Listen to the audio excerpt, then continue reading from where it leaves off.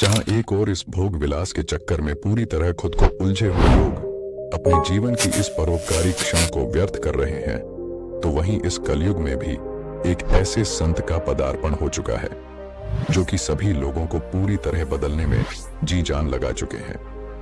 जी हाँ दोस्तों, हम बात कर रहे हैं इस वक्त के नामी संत श्री प्रेमानंद महाराज जी की, जिन्होंने भारत के सभी लोगों को अपनी वाणी के मंत्र मुक्त वचनों से बदल चुके हैं और खासकर इनका गहरा प्रभाव आज के युवा पीढ़ी में देखने को मिल रहा है, जो पूरी तरह से राधा नाम में विलय हो चुके हैं और अपने जीवन की परम सत्य को जानकर महाराज प्रेमानंद जी के द्वारा बताए जा रहे मार्ग की ओर रुख कर रहे हैं।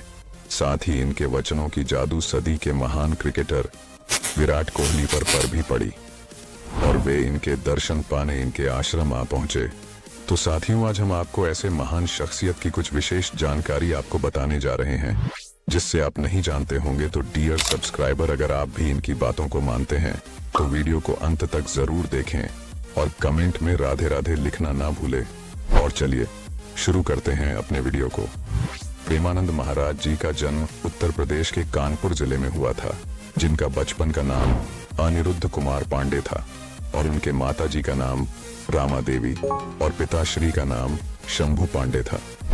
उनके घर का पारिवारिक माहौल बचपन से ही अत्यंत पवित्र और शुद्ध था। जब यह 5वीं कक्षा में थे तभी से गीता पढ़ना शुरू किया और उनके मन में काफी ज्यादा प्रश्न उठा करते थे।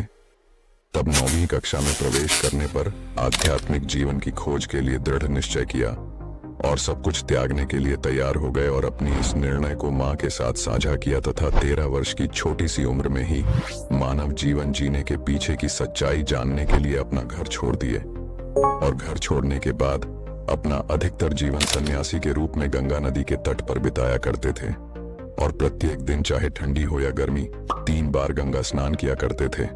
और एक दिन वे रास लीला में भाग लिए और करीबन 1 महीने तक इससे जुड़े रहे। और इस समय उनके दिनचर्या सुबह में चैतन्य महाप्रभु की लीला और रात में श्यामा श्याम की रास लीला देखना था।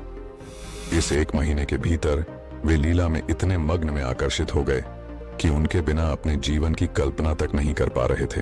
यह 1 महीना उनकी पूरी जीवन को बदल दिया और कुछ समय के बाद स्वामी जी की सलाह से और श्री नारायण दास भक्तमाली के एक शिष्य की मदद से मथुरा जाने को तैयार हो गए। वह नहीं जानते थे कि वृंदावन हमेशा के लिए उनका जीवन छुड़ा लेगा।